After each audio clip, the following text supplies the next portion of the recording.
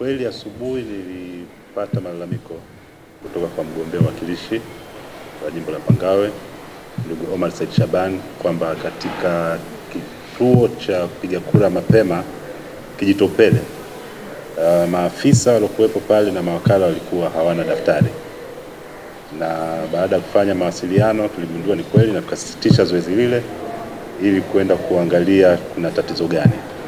Na baada ya kufika kwa kweli daftari lilikuwa lipo, lakini watendaji wetu nadhani walikuwa hawajacheck kwenye maboksi vizuri, na vituo vyote mawakala na watendaji wakapewa daftari lile na zoezi likaendelea.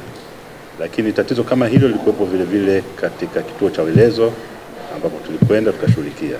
Na tulipokwenda katika vituo hivyo, of course nilikutana na mgombea Omar Said Shaban, akaeleza malalamiko yake hayo na yote ambayo alikuwepo pale, tukaangalia tukaweka sawa kabla hatujaondoka.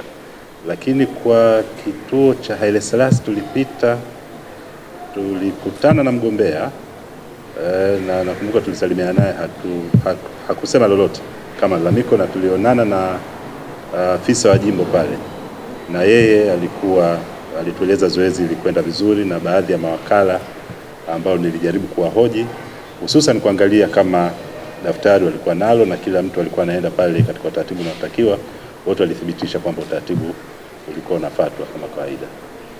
Swala la walokuwa wanajitokeza kwamba kuna wanajeshi katika jimbo la Pangawe wakati pale hakuna kambi. Sheria hairuhusu kuandikisha au kwenye kambi kuwa na vituo vya kupiga kura. Kama kuna wanajeshi sehemu yote, wale vile vile ni wananchi na wanakuwa wameandikishwa katika maeneo yale. Kwa hiyo pale ambapo wanakuja kuombewa wale wote ambao watakuwa nasimamia shughuli za uchaguzi siku ya uchaguzi, ambao wanatoka kwenye ni polisi, wanajeshi au vikosi, yale maombi yao yanayoletwa wanaangaliwa vile vile wameandikishwa wapi, kwa sababu ndio sehemu ambayo atakayoenda kupiga kura. Kwa hiyo popote pale ambapo kuna vikosi, kuna wanajeshi, ni wananchi ambao ndio maeneo yao ambao waliandikishwa na ndio wameenda kupiga kura.